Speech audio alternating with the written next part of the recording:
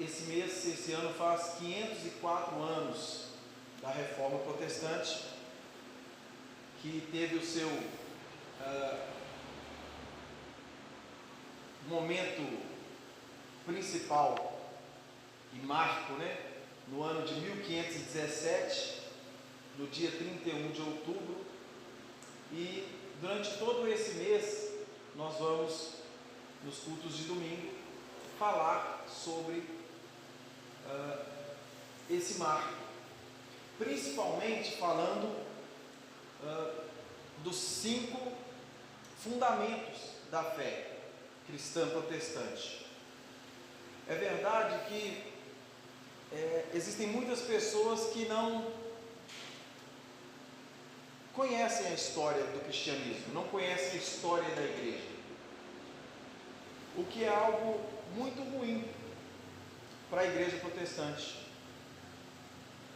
porque quando nós lembramos, quando nós temos memória de alguma coisa, isso define quem somos. Se você não tivesse memória das coisas que você já viveu, da história dos seus pais, da sua história, se você não se lembrasse disso, a sua identidade estaria perdida. E a igreja protestante, ela vive uma crise de identidade muito grande, porque ela não conhece a própria história. Talvez uma pessoa saiba falar que ela é protestante, mas por muitas vezes ela não sabe explicar o que é ser protestante. Você é cristão? Sou cristão. E a pessoa às vezes até fala, eu sou cristão protestante. Mas se alguém continuar a perguntá-la e falar assim, mas você é cristão protestante por quê? O que você protesta, Qual é o seu protesto? A pessoa talvez não saiba. E esses próximos, hoje e mais os próximos domingos, nós vamos falar destes que são os pilares da Reforma Protestante, que são a síntese de tudo aquilo que foi pregado durante este tempo e após este tempo. Qual foi a bandeira levantada por estes homens de Deus? Quais eram os seus argumentos? Sobre o que eles estavam falando?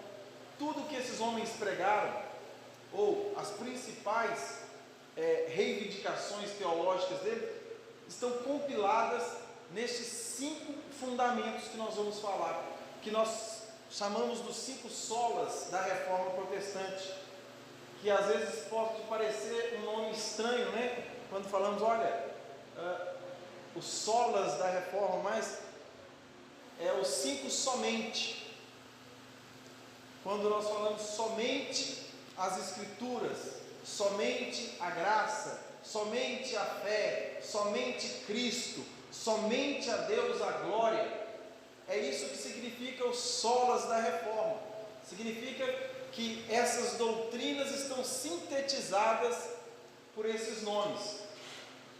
E para que nós possamos iniciar essa série, que serão em 5, eu gostaria nessa noite, antes de passarmos propriamente para o tema de hoje, que é o sola Escritura, somente a Escritura, eu gostaria de fazer um breve resumo com os irmãos a respeito da história da igreja, até chegarmos à Reforma Protestante.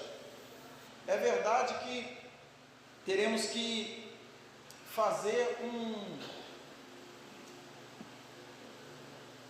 breve resumo, porque é um assunto muito extenso e com o nome de pessoas muito importantes ao longo da história da igreja. Mas é necessário que nós coloquemos vocês dentro do contexto da história da igreja, para que você entenda por que foi necessário que houvesse uma reforma. E o que é essa reforma? O que são essas doutrinas? São novas doutrinas, foram inventadas por esses homens? A primeira coisa que eu quero te falar é que nenhuma dessas doutrinas, na qual nós estaremos falando nesses 5 domingos, são doutrinas novas, não foram inventadas durante a história. A reforma significa simplesmente um retorno às Escrituras, uma volta àquilo que era no princípio. É isso que significou a reforma, uma volta para as Escrituras, uma volta para o Evangelho. O que acontece, meus irmãos, é que a reforma ela não foi só um evento social, ela não foi só um evento político. Às vezes, quando nós estamos estudando, no ensino médio mesmo, a gente passa pela reforma protestante. Eu não sei se os irmãos se lembram como foi a aula de vocês, mas eu lembro como foi a minha aula sobre a reforma protestante, e a minha professora, que na época ministrou essa aula para mim, ela focou na questão social da reforma protestante, na questão filosófica, mas não falou nada sobre a questão teológica. E a reforma protestante tem a sua origem principal no fator teológico. É lógico que ela vai influenciar todo o Ocidente, e tudo mudou após a reforma protestante, tudo mudou na sociedade, mas o princípio da reforma protestante, ela tem um teor teológico, foi para combater heresias da igreja, e fazendo isso a vida da sociedade teve que mudar, e mudou, e ela mudou drasticamente, a política, a sociedade, a economia, tudo foi afetado. Então é um evento muito importante, mas eu quero que você lembre principalmente que é um evento espiritual. A reforma protestante foi um evento espiritual.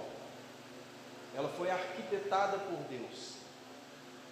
Ela precisava de acontecer e Deus orquestrou para que ela acontecesse.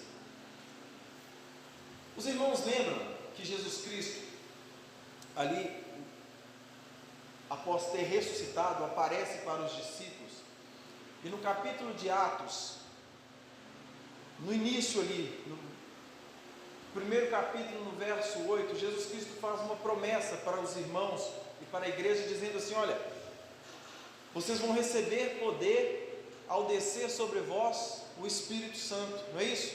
E ser-me-eis testemunhas, tanto em Jerusalém, na Judéia, em Samaria e até aos confins da terra. Era uma promessa, e isso aconteceu. O Espírito Santo desce, os irmãos foram cheios da presença de Deus e começaram a testemunhar a respeito de Jesus, a respeito do Evangelho, e a igreja começa a crescer. O livro de Atos diz que todos os dias o Senhor acrescentava à igreja aqueles que haveriam de ser salvos. A igreja ia crescendo, louvando a Deus e caindo na graça do povo. E o Evangelho foi se desenvolvendo, mas ele estava restrito a Jerusalém. Os irmãos continuavam ali pregando, testemunhando a respeito de Cristo, mas restrito. Então vem uma perseguição por meio dos religiosos, um ciúme, do pessoal da religião judaica, e começa a perseguir os cristãos. E eles então, fugindo daquela perseguição, começam a espalhar o Evangelho. E isso vai se desenvolvendo no livro de Atos. Você vai ver o Evangelho chegando a Samaria, você vai ver o Evangelho avançando. Depois o apóstolo Paulo começa a fazer viagens missionárias. Você vai vendo ali a partir do capítulo 9 de Atos, o Evangelho vai alcançando nações, O mundo conhecido daquela época começou a ser evangelizado, e a igreja crescendo, mesmo sendo perseguida pelos judeus. Onde os irmãos iam, os judeus iam atrás. Inclusive a própria conversão do apóstolo Paulo foi em um desses momentos, quando ele, sendo enviado para perseguir os cristãos, preso, ele tem um encontro com o Senhor. Tempo se passa, mais de 50 anos, o Evangelho sendo pregado, e o mundo do Ocidente ali, o mundo conhecido, já estava todo evangelizado. O Evangelho já tinha chegado a Roma. O apóstolo Paulo já tinha deixado pastores naquelas nações, Éfeso, em todas as nações já tinham igrejas instaladas. Na própria Espanha o Evangelho já havia chegado, quando, a partir do ano 54, entra Nero como imperador de Roma. No ano 64, Nero, que era um déspota, que era um doente mental, havia assassinado os membros da sua família, havia mandado matar a própria mãe. Acredito que alguns irmãos conhecem a história, né, do louco Nero. No ano 64, Nero incendeia a cidade de Roma. Ele incendiou Roma. A cidade queimou por vários dias. Roma, que tinha 14 bairros, ficou apenas com 4. 10 bairros da cidade de Roma foram destruídos pelo fogo. E Nero, para se livrar da culpa, colocou a culpa nos cristãos.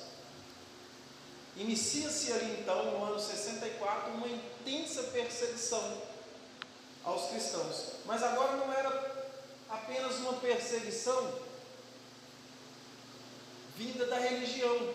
Não era mais os judeus atrás dos cristãos. Agora era o próprio império atrás dos cristãos. Essa perseguição agora ela tinha mais poder, ela tinha como atingir os cristãos de uma forma mais dura, porque o próprio império estava financiando essa perseguição. Então começa ali a se intensificar.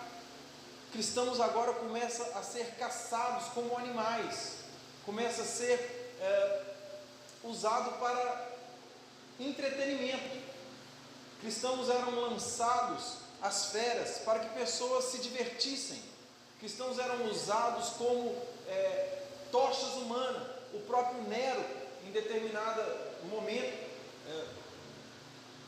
sequestra vários cristãos, famílias de pessoas crentes, jogam pinche nessas pessoas, levanta essas pessoas e acende fogo nelas para iluminar o jardim da onde ele morava. E isso começou a ficar comum. Leis foram criadas para defender quem matasse um cristão, de forma que se uma pessoa matasse alguém e falasse assim, mas era um cristão, não acontecia nada com aquela pessoa que matou. Leis foram criadas para que quem se declarasse cristão, quem dissesse naquela época que Jesus era o Senhor, a lei dizia que aquela pessoa podia perder todos os seus bens, era destituído qualquer herança que aquela pessoa tinha. Então, uma perseguição muito pior inicia na igreja, mas contudo, a igreja não foi destruída. Mesmo durante essa intensa perseguição, mesmo depois de que o Coliseu Romano foi inaugurado, e o evento principal no Coliseu Romano era lançar pessoas, crentes, para que as feras devorassem. Mesmo depois disso, a igreja crescia. As pessoas continuavam a se converter, mesmo com o risco de serem descobertas. Não havia nos crentes um medo ao ponto deles negarem a própria fé. Eles confessavam Jesus Cristo como Senhor. Eles entravam para dentro das catacumbas e prestavam culto ao Senhor debaixo da terra, em porões escondidos, mas não deixavam de adorar ao Senhor. E durante este momento da igreja, não foi o pior momento espiritual da igreja, pelo contrário, a igreja mesmo perseguida, ela era fiel a Deus, ela era fiel às Escrituras, eles não negavam, eles não aceitavam dividir a glória de Deus com mais ninguém, embora toda uma pressão do império era exercida em cima dos cristãos, mas eles não deixavam de ser fiéis a Deus. O que acontece é que essa perseguição durou muitos anos. Se ela iniciou por parte do império no ano 64, ela dura até o início do quarto século, no ano 313, quando um imperador chamado Constantino, que se declarou cristão. Em determinado momento, Constantino, que não era cristão, se declarou cristão. Ele, segundo ele, teve uma experiência e ele falou assim: olha, agora eu sou cristão. Então ele promulga uma lei de liberdade religiosa. Ele promulga uma lei na qual as pessoas tinham direito de cultuar o seu Deus sem serem incomodados. Então os cristãos deveriam ser não mais perseguidos, porque tinha uma lei que resguardava as pessoas de cultuar a quem elas quisessem. E isso a princípio foi muito bom para os cristãos, porque aqueles que estavam tendo que ficar dentro das cavernas, aqueles que tinham que ficar disfarçados no meio da sociedade como crentes, não precisavam mais. Eles podiam agora novamente confessar o Senhor. Só que essa conversão de Constantino foi avançando e essa lei foi mudando também. Uma lei que a princípio era somente uma lei para liberdade religiosa, para frente essa lei foi sendo mudada. Chegou uma época que não era só mais uma liberdade de culto. Houve uma época em qual o império falou assim: olha, a religião oficial do Império Romano agora é o cristianismo. Não é assim, cristãos não serão perseguidos mais. Agora eles é que tem que ser copiados. O que possa ter trago muitas coisas boas, mas começou a trazer coisas ruins para dentro da igreja. Porque a porta de entrada para a igreja agora já não é mais a conversão. Aqueles irmãos que se convertiam, aqueles irmãos que, mesmo com o risco de morrer, serviam a Deus, agora começa pessoas virem para a igreja não mais por conversão, mas por conveniência. Por quê? Porque era a religião oficial. O império agora aplaudia quem era cristão. Olha, o imperador é cristão, eu vou ser cristão também. E a pessoa virava cristão sem saber o que é ser cristão. Então começou a trazer muitas coisas ruins para dentro da igreja. E isso foi avançando ao longo da história. E foi piorando. À medida que a igreja foi sendo favorecida pelas leis e pela política, ela também foi se vendendo, ela foi se corrompendo, ela foi se afastando da verdade. E a história da igreja, se você for estudar e analisar, você vai vendo o declínio da igreja. À medida que as coisas foram ficando mais fáceis para a igreja, é a mesma medida que a igreja vai se afastando de verdades fundamentais do Evangelho de Jesus.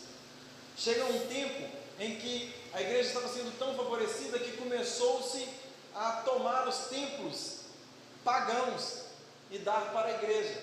Então lugares em que tinha templos a deuses estranhos foram tomados dessas outras religiões e dados para a igreja. Em alguns casos a igreja entrou para aqueles lugares e nem tirou os deuses pagãos. Ela simplesmente entra para aquele lugar para fazer os seus cultos ali naquele lugar, mas ela arrumou um jeito de sincretizar o seu culto a Deus com o culto a outros deuses. E começou a encaixar, começou a fazer concessões no Evangelho para permitir esse tipo de coisa. E é a mesma medida que os favores reais do império foram sendo dados à igreja, ela foi se corrompendo. E isso vai avançando ao longo da história, e é a mesma medida que heresias grandes vão surgindo. Nós falamos que no início do século IV isso aconteceu, no ano 313. E as heresias vão crescendo. No ano 607, institui-se o papado. É declarado pelo imperador que o bispo de Roma agora era o bispo universal.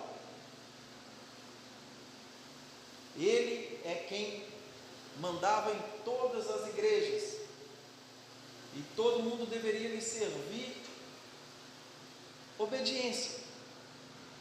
Então o papado é instaurado ali, embora talvez você possa ver alguém dizer que o papado inicia lá em Pedro, né? Pedro foi o primeiro papa, mas inclusive usam um documento, né, que já foi refutado, um documento falso, para falar que o papado começou em Pedro, mas no ano 607 é que o primeiro papa surge na igreja, o primeiro bispo universal, e disso grandes heresias foram surgindo, como o papa é o representante vicário de Cristo na terra, de forma que eles têm que atribuir a ele uma categoria de infabilidade, ou seja, o Papa ele não pode errar, porque se ele é o representante de Cristo e Cristo não erra, entende-se então que o Papa também não pode errar se ele é o representante de Cristo. Então, o que o Papa fala é lei, e se ele falar ex cátedra, é Deus falando. E diante disso, grandes heresias vão surgindo. E agora a igreja então começa a dominar a política. A igreja começa a dominar e a deter o poder político. Era o Papa que começou a definir quem ia ser rei, quem ia mandar, quem levantava, quem caía. E um poder imenso, uma autoridade imensa foi sendo dada para a igreja. Neste contexto, a igreja não era fiscalizada por ninguém, porque ela era a autoridade máxima. A Bíblia já não era mais de acesso público de ninguém. A única instituição que tinha autoridade, que tinha liberdade para ter a Bíblia era a igreja, e ela limitava isso para quem ela queria. Nem todos os clérigos tinham acesso à palavra de Deus, e a igreja ela permitia até a porção da Bíblia que as pessoas podiam estudar. Não haviam traduções da Bíblia em outras línguas a não ser no latim, e quem estudava latim eram os padres. Somente eles podiam ler, interpretar e ensinar a Bíblia. É neste contexto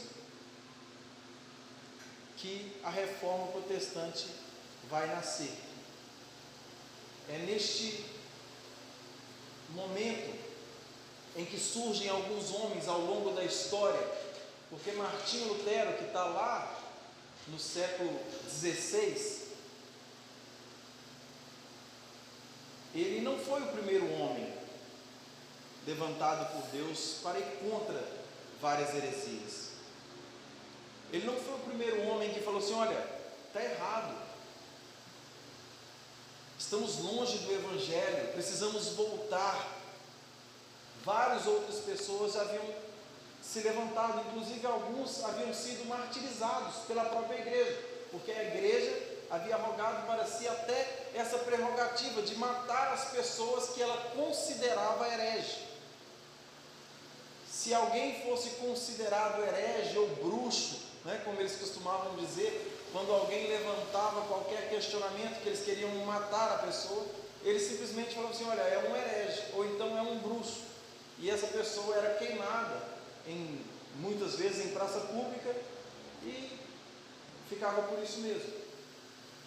Muitos desses homens foram mortos ao longo da história porque levantaram a bandeira do Evangelho, levantaram o que nós chamamos hoje de pré-reformadores, né?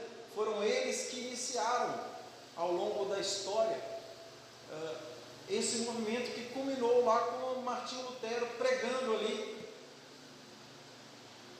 as 95 teses. Mas houveram outros homens, como John Hus, que foi assassinado pela igreja 100 anos antes de Martinho Lutero. Como na Itália, o Savonarola também foi martirizado pela própria igreja. como John Wycliffe, na Inglaterra, tentou traduzir a Bíblia para o inglês e foi duramente perseguido e expulso pela igreja. Então, neste contexto, é que nasce a Reforma Protestante. Um período conhecido como trevas, um período duro para as pessoas, em que ninguém tinha liberdade para ler a Bíblia, não tinha liberdade para buscar a Deus, porque tudo tinha que ser intermediado pela própria igreja. A pessoa não tinha direito, porque a igreja é que detinha o saber. É neste contexto que Lutero lê um texto na carta aos Romanos, muito conhecido hoje por nós, capítulo 1, verso 17, Mas o justo viverá pela fé. E isso bateu no coração de Lutero como um martelo, quebrando o coração dele. Então ele olha para tudo que estava acontecendo, e naquele momento específico, no ano de 1517, na Alemanha, havia um homem lá enviado pelo Papa que estava cobrando muitas indulgências do povo. A igreja estava precisando de muito dinheiro, e havia uma prática comum naquele tempo, que era se vender perdão. A igreja, dentre as várias heresias,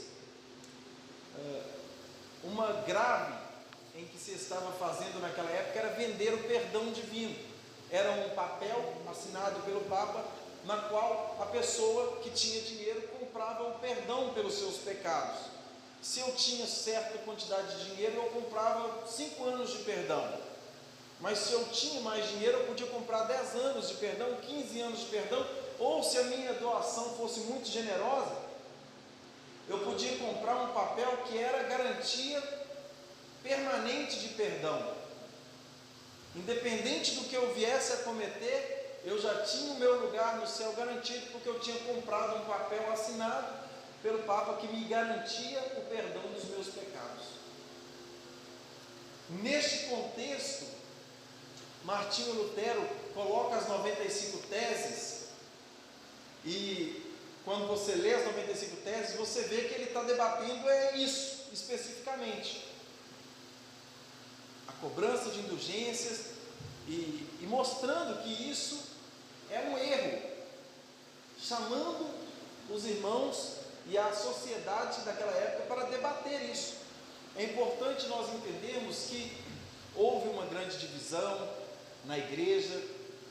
Até aquele momento só existia uma igreja. A igreja conhecida era essa. Ela se tornou essa religião que não mais pregava o Evangelho, mas era a única que tinha. O objetivo desses homens era de fato voltar às Escrituras, era de fato voltar à simplicidade do Evangelho, era de fato o justo viver pela fé, e não mais ter que pagar, e não mais ter que prestar uma obediência cega. Mas isso não foi possível, e acabou tendo que realmente dividir a igreja e iniciar uma nova igreja, um povo chamado de protestante, a partir desse momento, porque protestaram mesmo. O nome tem a ver com isso, com de fato protestar contra heresias, lutar a favor do Evangelho.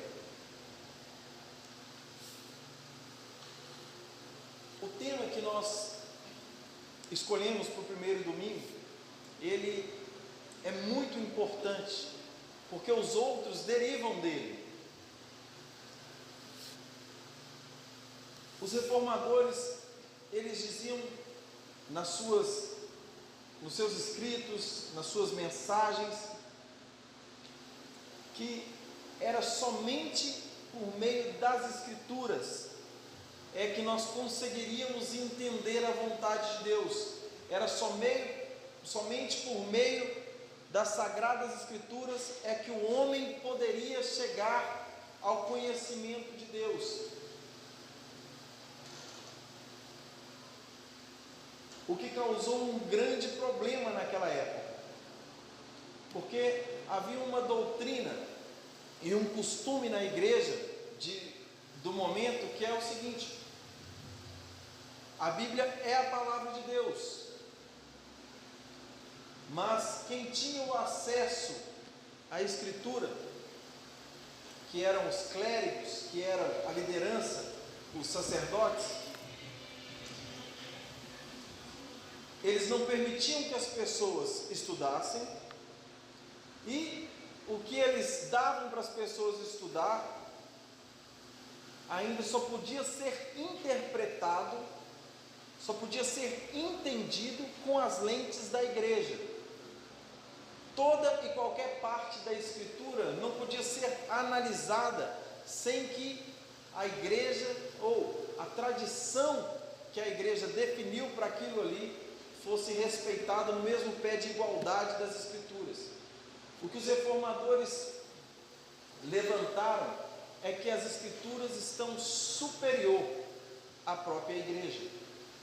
A igreja não é superior à palavra de Deus, porque a palavra de Deus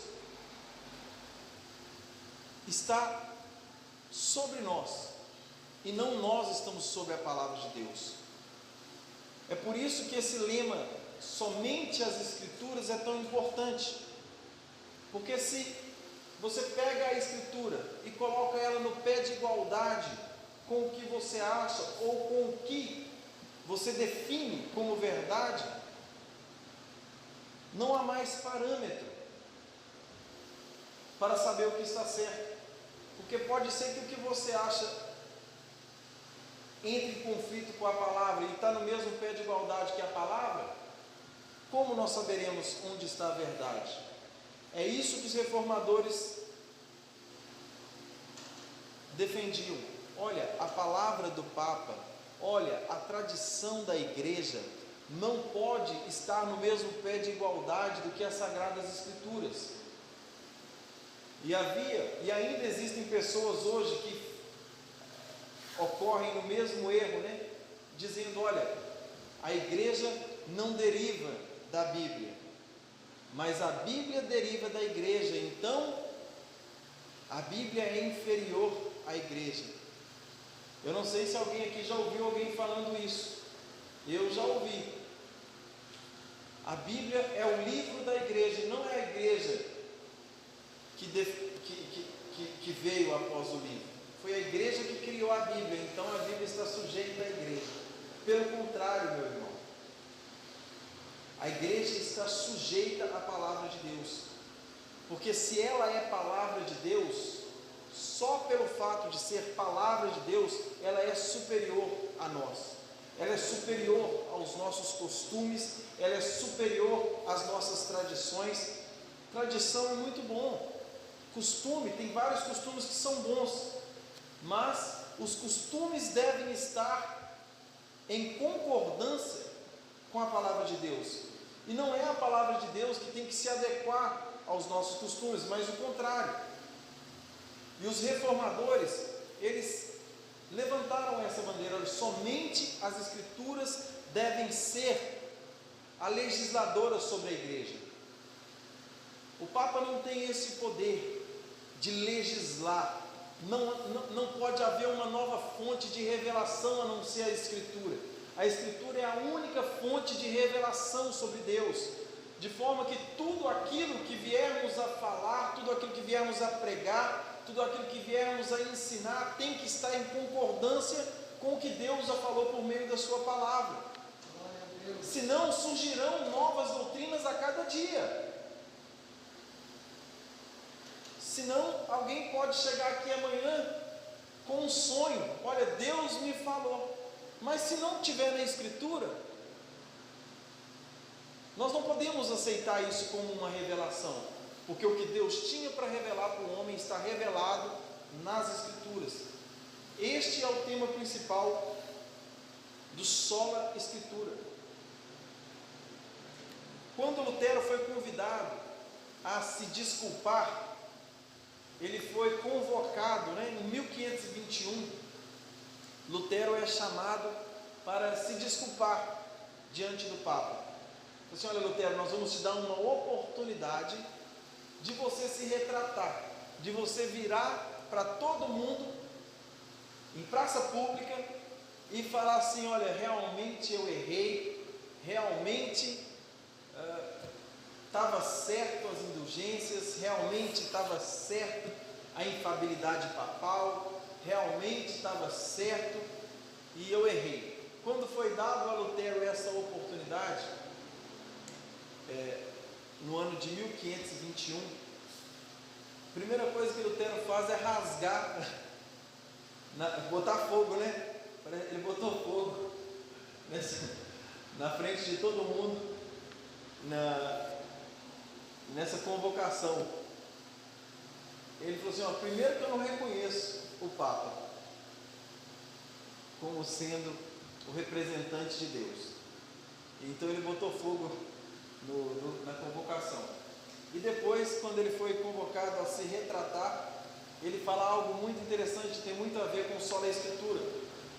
Essa frase foi que ele falou na frente de todos, inclusive do imperador.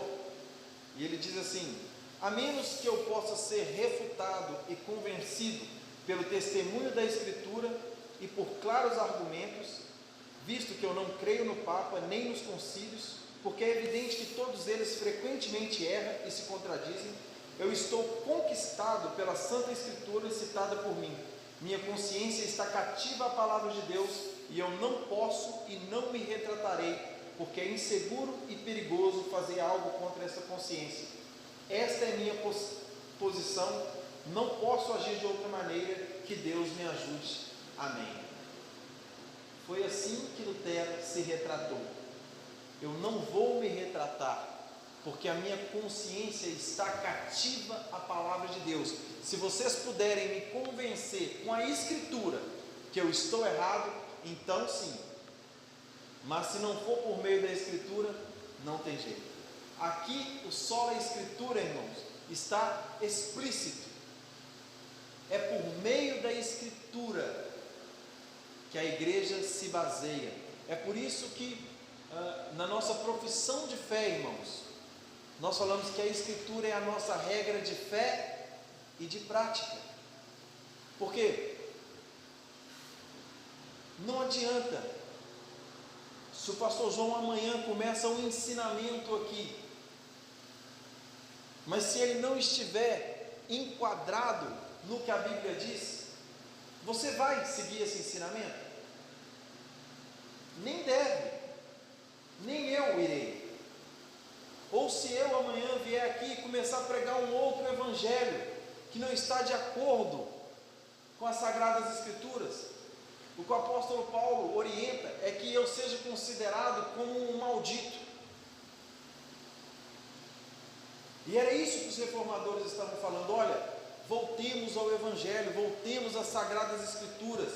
E a luta desses irmãos era que a Escritura fosse divulgada, fosse acessível às pessoas mais comuns. Tanto é que lá no século XIV, quando Wycliffe começou a traduzir a Bíblia para o inglês, depois posteriormente Lutero, aqui ainda saindo aqui deste evento, que Lutero fala essa frase, alguns adeptos, alguns amigos de Lutero sequestram ele, e ele é levado para um lugar na qual ele começa a traduzir a Bíblia para o alemão, e ele faz isso, se eu não me engano, em 3 ou 4 meses. 3 ou 4 meses, meu irmão. Nós, quando pegamos aquele programinha para ler a Bíblia aí, que a gente fala, vai ler em um ano, a gente não consegue, né? Então, esse ano eu vou ler a Bíblia toda, e começa aquele programinha de alguns capítulos por dia, e a gente esquece no meio do caminho e não termina. Lutero, em 3 meses, traduziu a Bíblia do latim para o alemão, e uma versão assim, impecável. E Deus abençoou que tudo isso aconteceu aconteceu num momento em que a imprensa, irmãos, estava nascendo, estava sendo mais fácil fazer cópias, e a Bíblia foi amplamente divulgada, e as pessoas hoje não sabem, mas o fato de se ter uma Bíblia na mão hoje, das pessoas terem a Bíblia traduzida em todos os idiomas conhecidos, e em alguns idiomas que nem são idiomas, são dialetos. Existem versões da Bíblia, irmãos, para tribos, para linguagens que só é falada em algumas localidades, e já existem versões bíblicas para essas pessoas. Isso é uma conquista da Reforma Protestante. Se não houvesse a Reforma Protestante, irmãos, a gente ainda ia estar assistindo a missa com um cara de costa, falando um tanto de coisa que a gente não entende, e no final a gente ainda tinha que falar amém, sem saber o que o camarada estava falando, porque era assim que os cultos eram realizados, de costa para os irmãos e em latim, e no final ele só entendia quando o cara falava amém, e todo mundo falava, agora é a hora do amém, mas não sabia o que estava sendo dito. E das conquistas da Reforma Protestante foi a pregação do Evangelho, foi a divulgação da Bíblia na língua de cada país. A Alemanha foi inundada de Bíblia,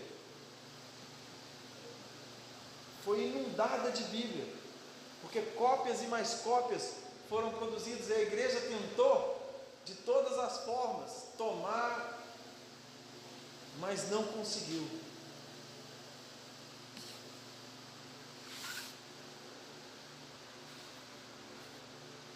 E é tão interessante que é tão claro nas Escrituras, meus irmãos, que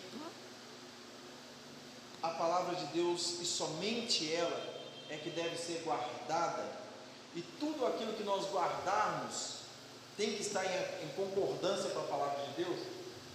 Que existem algumas pessoas, e até o outro argumento furado também contra o sola Escritura, que é dizer, mas não existe essa palavra na Bíblia, sola Escritura foi inventado, e não tem essa palavra na Bíblia. Poxa vida, mas isso é muito feio, tem um tanto de coisa que não está na Bíblia, né?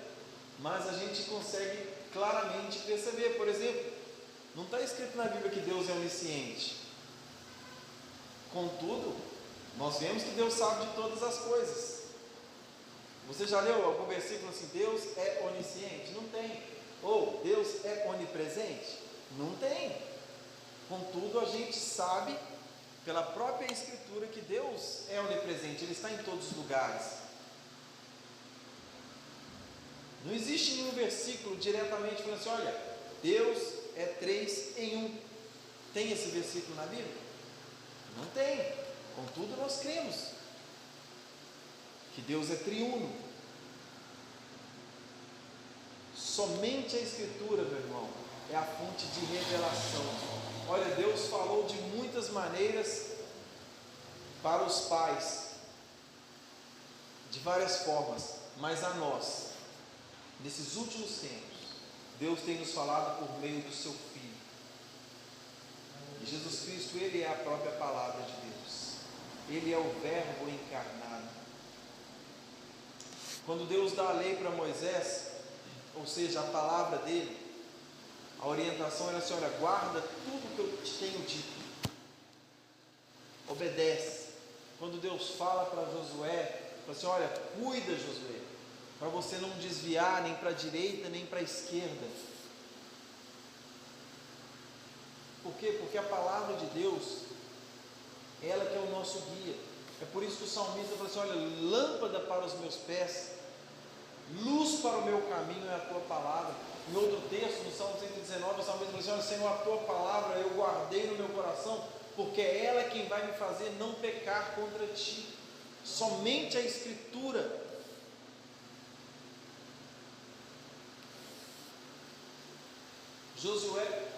Oséias, no capítulo 6, fala assim, olha, o povo perece, no capítulo 4, por lhes faltar o conhecimento da palavra de Deus. Jesus Cristo disse, olha, errais por não conhecer as Escrituras, e nem o poder de Deus. O apóstolo Paulo, no capítulo 1 da carta aos Gálatas, ele fala assim: olha, se alguém vos pregar um outro evangelho, além deste, que eu vos tenho anunciado, que seja considerado um maldito, ainda que eu mesmo, ou que um anjo vos apareça, um anjo do céu apareça para vocês e pregue algo que não esteja em concordância com aquilo que o Senhor tem nos dado como palavra, que seja considerado maldito.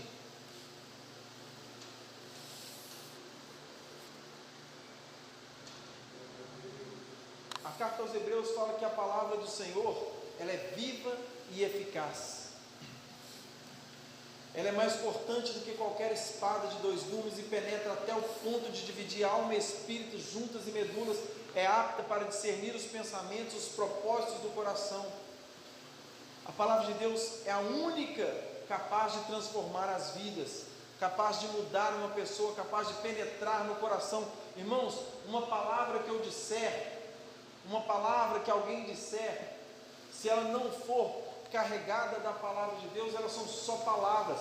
Mas quando é a palavra de Deus que está sendo ministrada, irmão, ela vai onde a palavra do pastor não entra, onde a palavra do papa não entra, onde a palavra de um padre não entra. Quando é a palavra de Deus, cheia do poder do Espírito Santo, meu irmão, somente ela pode penetrar, dividir juntas e medulas, entrar no espírito do homem e transformar uma pessoa.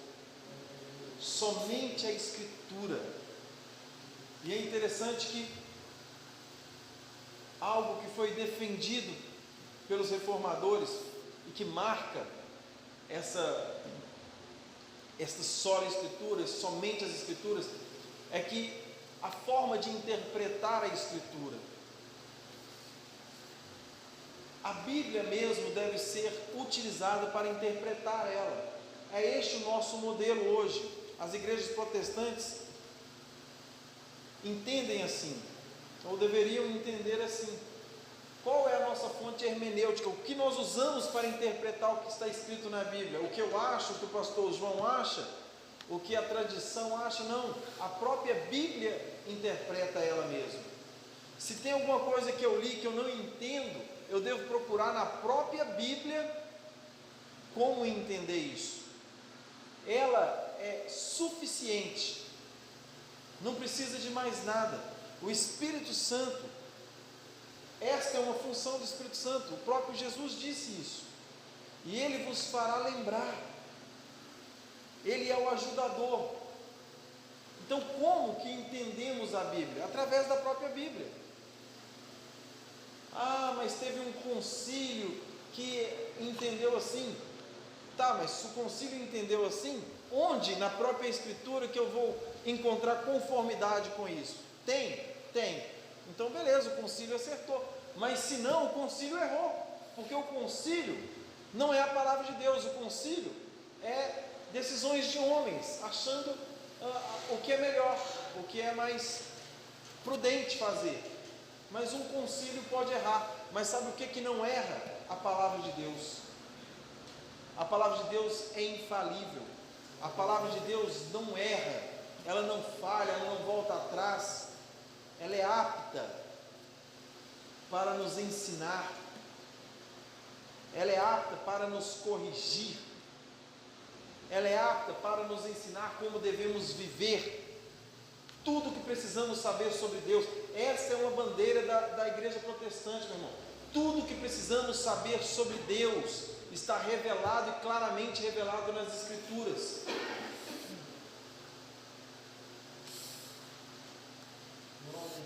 Eu quero encerrar lendo com os irmãos o capítulo 3 de 2 Timóteo.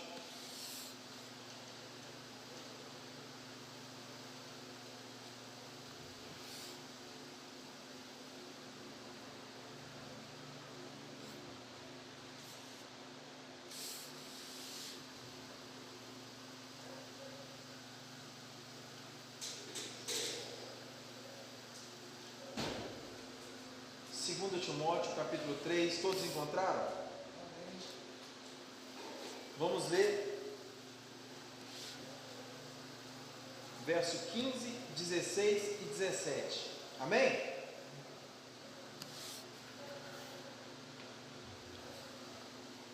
Porque desde a infância sabes as sagradas escrituras, que têm o poder de te fazer sábio para a salvação, por intermédio da fé em Cristo Jesus. E toda a escritura é inspirada por Deus e é proveitosa para ministrar a verdade, para repreender o mal, para corrigir os erros e para ensinar a maneira certa de viver, a fim de que todo homem de Deus tenha capacidade e pleno preparo para realizar todas as boas obras. Amém? Somente as escrituras são inspiradas por Deus. Somente as escrituras. Então, meu irmão, a escritura está acima da própria autoridade da igreja. A igreja tem autoridade? Tem autoridade. Olha, os cristãos protestantes acreditam na autoridade da igreja? Sim, nós acreditamos na autoridade da igreja. Só que a autoridade da igreja não está nela mesma. A autoridade da igreja provém de alguém. A autoridade da igreja provém de Cristo Jesus. A autoridade da igreja provém da palavra de Deus e não o contrário. Não somos nós que atribuímos autoridade à palavra, mas a palavra que atribui autoridade a nós, porque a palavra é maior, porque a palavra é a palavra de Deus. Nós não negamos que a igreja tem autoridade. Jesus Cristo disse: olha, quando estiverem reunidos 2 ou 3 em meu nome, eu me faço presente no meio deles. Essa é a nossa autoridade. Qual que é a nossa autoridade? A presença de Cristo no nosso meio, porque nós estamos reunidos em torno do nome dele. Mas a autoridade não é nossa, a autoridade é por causa da presença de Cristo Jesus em nosso meio.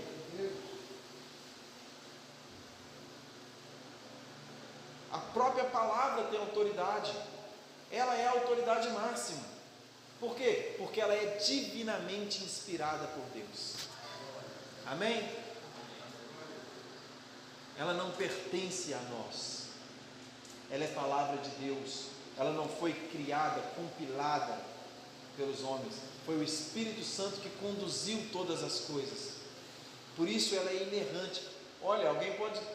Você vai ver vários argumentos ruins por aí. Alguém fala: mas ela foi escrita por homens falhos. Sim, mas foi inspirada por um Deus infalível, de forma que ela não tem erro, porque o Espírito Santo cuidou de todas as coisas. Amém? Somente a Escritura é a nossa regra de fé e de prática. Somente a Escritura deve ser utilizada para interpretar a Escritura. As tradições são boas, mas elas estão subjugadas pela autoridade da Escritura. Ela não está em pé de igualdade com a Escritura. Não existe isso.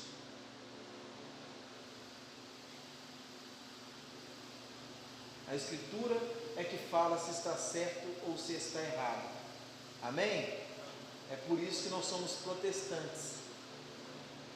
Teve um padre há pouco tempo aí que falou que se uma pessoa começar a dar ouvido demais para o que diz a Bíblia e não para o que diz a tradição, ela já deixou de ser católica e virou protestante. É verdade. É por isso que nós somos protestantes, porque nós damos ouvido demais para o que diz a palavra de Deus. Amém? Quero agradecer a Deus que você tenha aprendido porque nós defendemos essa bandeira, porque a nossa igreja defende essa bandeira, que você também possa se interessar em aprender mais sobre a história da igreja. Olha, conhecer a história molda a nossa identidade, molda a nossa identidade.